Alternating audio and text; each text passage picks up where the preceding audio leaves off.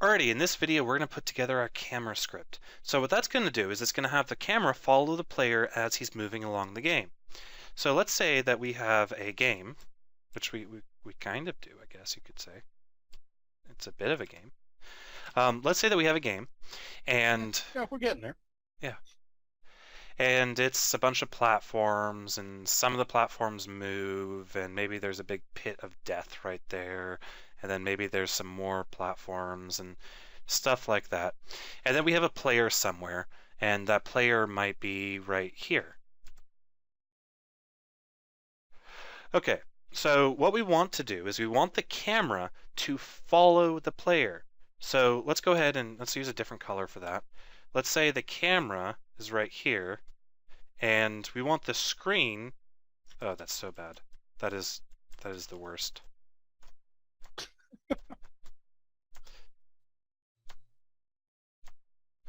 Okay, so let's say that's our camera.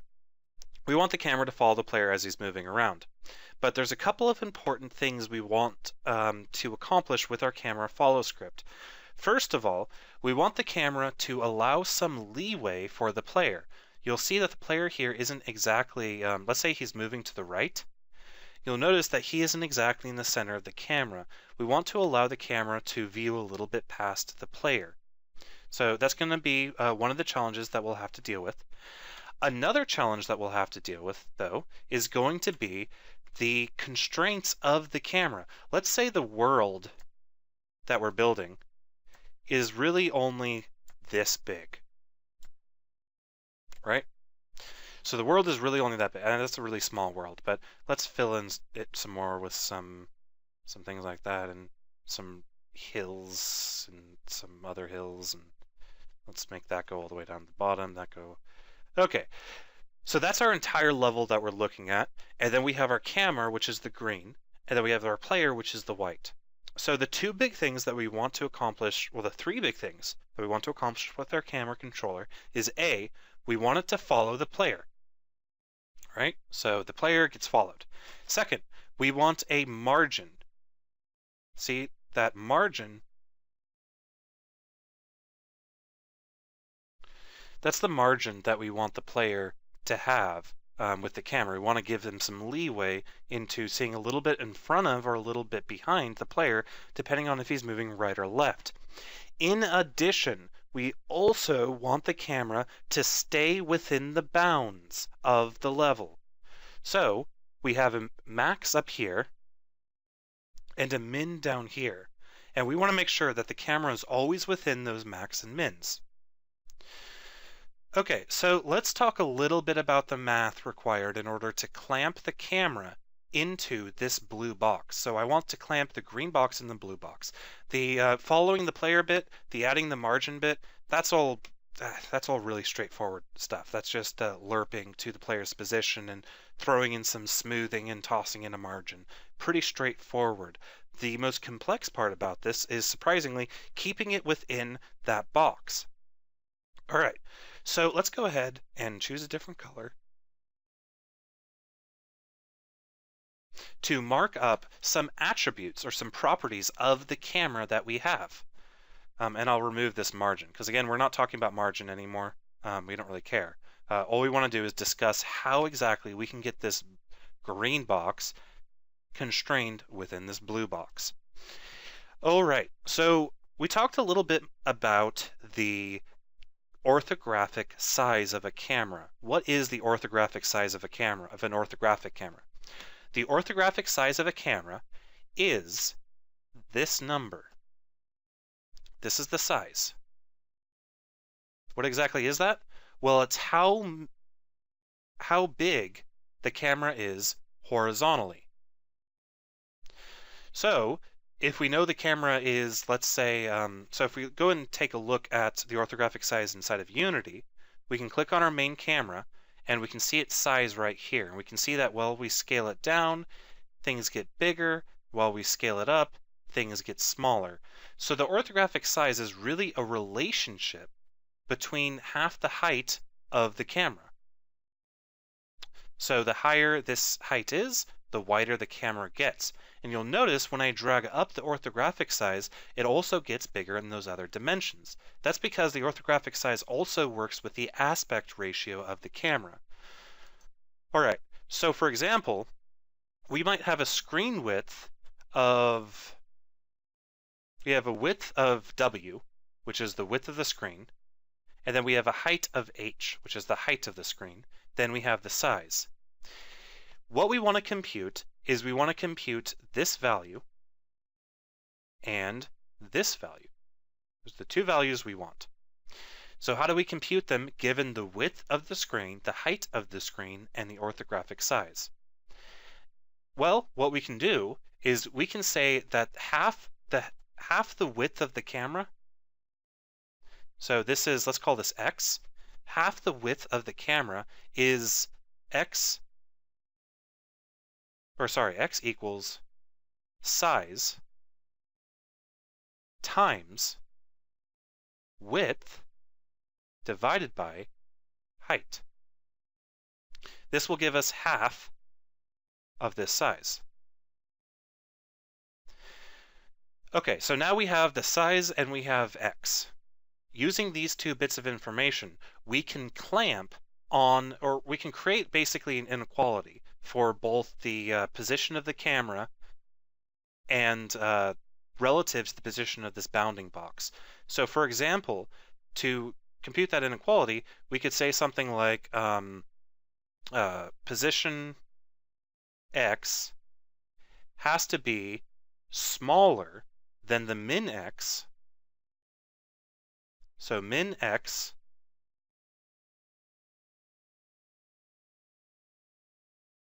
plus X.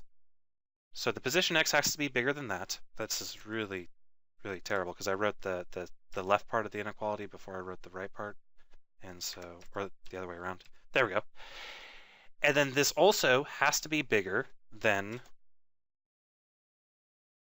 the max X minus half width. So max X minus X. Remember, X is this X up here that we defined as this orthographic size multiplied by the width divided by height. So this inequality will constrain the position of this camera to anywhere from, okay, so let's say the camera is has X size. We'll only be able to go to here if this is X. So this is the closest we can get this camera over here if we express this inequality in our code, is going to be X. So as far as Y, the inequality for Y is going to be min Y plus size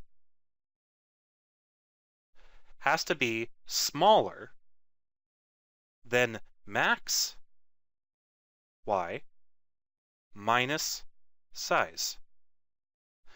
That means that the furthest up that we can bring this camera is going to be size, which is going to be this line right here is the furthest up we can bring the camera, and this line right here is the furthest to the left we can bring the camera. So assuming that these values are correct, this X and this size, that means that the camera can only move its position, which is its position is this center point, into one of these guys. So let's say this is the camera right here. This marquee select is the camera. That means it can only ever move to here or to here. It can't move, or sorry, here or to here. It can't move any further. And the reason is because X is defined as half the width. Therefore, if I make this look a little bit better, it can't get any smaller than that. There's also going to be two more lines. Like, for example, we'll only be able to get X away from the box on the right, and then we'll only ever be able to get size away, so assuming this is size, from the bottom. So effectively, what we're doing is we're constructing this little border around our level and only allowing our camera to ever have a position that is at most a point on one of these two lines, or one of these four lines. So at most, the camera can only be here, or here, or here. It wouldn't be able to be down here, because if it was down there, it would look something like this, and we would see more of the level that we, or parts of the level that we don't want to see. So obviously this is out. Does any of this make sense? I don't know if I'm explaining this correctly at all. Yeah, sure you are. That sounded almost sarcastic. Well, I have a naturally sarcastic tone, I will admit. But no, it explains how the locks of the camera can't get outside of your actual game. All right. So it's pretty straightforward code, or it's a pretty straightforward algorithm. Perhaps one thing that might be a little confusing about this particular diagram is nothing is to scale. Realize that nothing is like this x, even though this x is actually the same value as this x, graphically, it kind of looks smaller. I probably should have drawn things to scale. But the point is that the camera can never get further away or be on a position anywhere outside of these four lines. And that's exactly what we do when we express this inequality, and this inequality can be expressed using mathf.clamp. All right, so that's basically all the math behind the camera that we need. Like I said, dealing with the margin and dealing with the following is pretty straightforward. It's really only clamping it to a level. There's a couple questions we need to ask though, or one in particular, is how are we going to define this bounding box? Well, what I'm going to do is I'm going to create a box collider 2D that will allow me to place a bounding box into the world. Then I'm going to disable that box from colliding with anything. So I'm basically only using that box collider 2D as a marker, just like what we did with our points for our follow path script. So I'll show you guys how to do that too, because you can actually selectively have things ignore physics or collision detection. Alrighty, so let's go ahead and do that. The first thing I want to do is create the bounding box for our camera. So to do that, I'm going to say game object, I'm going to create empty, and I'm going to call it camera bounds. And I'm going to move it over here. It doesn't matter, well, it does matter where it is, because what I'm going to do is I'm going to add a box collider 2D to it. And then I'm just going to make it really big. So this is the extent of our levels, or the extent of our level, or at least how far we will ever allow the camera to show something visible for. I'm also going to remove this weird little thing over here. Just delete it. Okay, so we have our camera bounds, and let's place him right there. I think it's tall enough, that should be fine. And then I'll make it a little bit wider because I'm sure we'll be adding more stuff to go in there. Let's move it a little bit to the right so that at no point can we see behind the level. So we never want to see that ugly cornflower blue color that Unity likes to put behind our level. As you see right now, when we're in the game screen, we can still see that, but that's because the camera will be automatically moved the second we start the game. Okay, so that's our camera bounds, but what I really want to do is I want the box collider to not really affect anything. So there's a couple solutions for this. I could disable the box collider entirely, or I could use this up as an opportunity to show you guys a cool feature of Unity Physics, where what we can do is we can create a new layer. So I'm going to come up to Layers, and I'm going to say Add Layer. And on Layer 9, I'm going to call this, what am I going to call it? Uncollidable, not collidable, ignore. I'm just going to call it ignore. And the ignore layer will be ignored by all physics. But not yet. First of all, let's go back to camera bounds. Let's set its layer to ignore, first of all, so that our layer is on ignore, so it won't trigger any collisions with anything. But it won't do that quite yet, because what we have to do is go up to Edit, Project Settings, and Physics 2D. Now, if we go up to this Physics 2D window, we'll see this cool little matrix right here. And this little matrix defines what can collide with what layers can collide with what layers. So what I'm going to say is I'm going to say, see this ignore right here? It's kind of sideways, kind of difficult to read, but that's our ignore layer right there. What I'm going to do is I'm going to uncheck it for everything. And what that means is now nothing will collide with this object. Although it really doesn't make too much of a difference because there's no behavior on the object in the first place. It's just kind of a floating collider that I use as a bounding box. I'm just going to ignore it anyway. In addition, we could probably write a custom game object to accomplish this with custom gizmo handles and all of that fun stuff, but we'll leave that for a later exercise or something you guys can play around with. But now that we have that done, let's go ahead and start working on our camera script. So let's save out our scene. Let's come up here to our project window, open up our code folder, and go ahead and add a new C# script. And I'm going to call this, I don't know, camera controller. And this camera controller will be responsible for doing the three things that we want it to do. A, follow the player. B, support a margin. And C, never allow the player to see outside of the bounds that we defined. So now that we've done that, let's jump back into Visual Studio, hit Reload All, come into our camera controller. Just like usual, we'll format the code and delete everything in it, so all we have is a class that inherits from mono behavior. And let's go ahead and write some code. First of all, let's work on our public interface. The public fields that we're going to support is going to be a transform for the player, a vector2 for the margin, a vector2 for the smoothing, a public box collider 2D bounds, and then we're going to have a private vector3 min and a private vector3 max. We can also combine margin and smoothing into one line, can't we? That would look a little nicer. And then probably break this off into that. But anyway, it doesn't change what we have here. We have a public transform player, two vector2s for margin and smoothing, our public box collider that will determine our camera bounds, and then two private variables that we'll just kind of use just to alias out some data so that our bounds don't have to repeatedly recompute themselves. Next up, I'm going to add a public boolean is following. Is following will determine if we are indeed following the player or not. All right, we have two methods to implement, start and update. Let's start off with start. All start's going to do is it's going to say min equals bounds, bounds min. Max equals bounds, bounds max. That'll give us our min and max.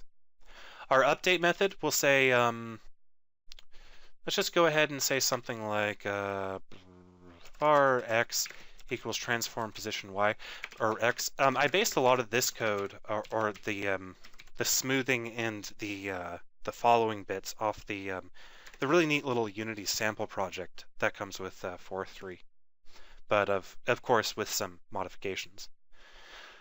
Then we're going to say if is following, then if mathf abs x minus player position x greater than margin x, so if they've gotten past the margin, then set x to mathf lerp between x, player position x, passing in smoothing.x times time.delta time.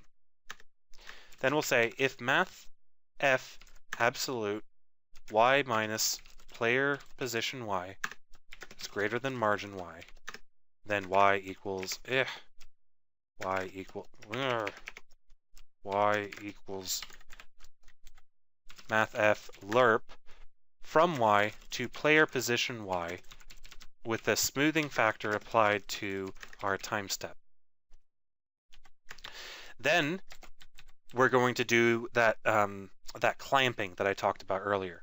So we're going to say camera half width equals camera orthographic size times float screen width divided by screen height. So this will give us the camera height width or half width in units. So then we can say x equals math f clamp on our inequality. So I can say x passing in our min, which is going to be min.x plus camera half width, and then max x minus camera half width. So that'll constrain us on the x-axis. And then to constrain us on the y-axis, we simply say mathf.clamp on y, min.y, plus camera.orthographic size, which remember is half the height of the camera in units, max.y minus camera.orthographic size. Then let's go ahead and say transform.position equals new vector 3 xy transform position z. All right, so this pretty much sums up our camera controller. So let's go ahead and jump back into Unity. And I'm going to zoom in here a little bit. And I'm going to add some, I'm just going to add some more tiles.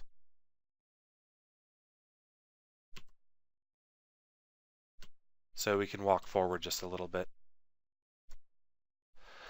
Okay, and now I'm going to add the camera controller to our main camera.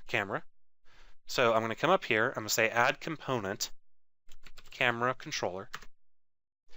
I'm going to set its margin. These are values that you can definitely just play around with to do what you want to do as far as the margin and the smoothing. But let's set the margin to 1 unit and 0.5 units. And then let's set the smoothing to 2 and 2. And then for our bounds, let's click and drag camera bounds onto bounds. So we now have our camera bounds represented. Let's go ahead and hit play and see what happens. First of all, you'll notice something very important. Our camera is now physically constrained to those bounds. Watch what happens when I try to move the camera. It lets me get kind of to the left, but it doesn't really affect anything. Now let's try to get the camera to follow us. So moving forward, it does absolutely nothing, which was not what I wanted it to do. Likely the reason why it did absolutely nothing is, let's see here. I think the bounds calculations are indeed correct. See how I can only have this? Oh, wow. Wow. Steve, I did it again.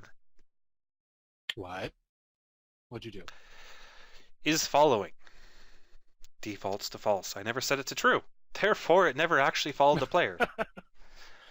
Okay, in our start method, we're going to set is following to true to default it to true. Coming back into Unity and hitting play, we have an error. The variable player, we never set the player on our camera. So to do that, we click on our camera, we scroll down here to player, and then we click and drag our player object onto our player field on our camera, and then hit play. And we definitely get some margin action on our movement. We definitely see some smoothing. We definitely see some clamping.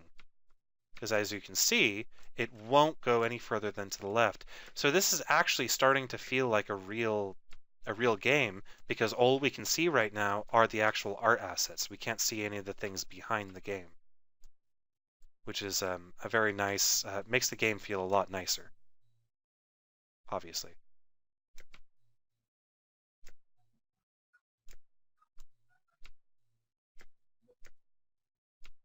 So yeah, so we can see our camera working exactly the way we wanted it to. With our smoothing factors, with our camera clamping, our player controller still works. Those eyes are starting to really weird me out.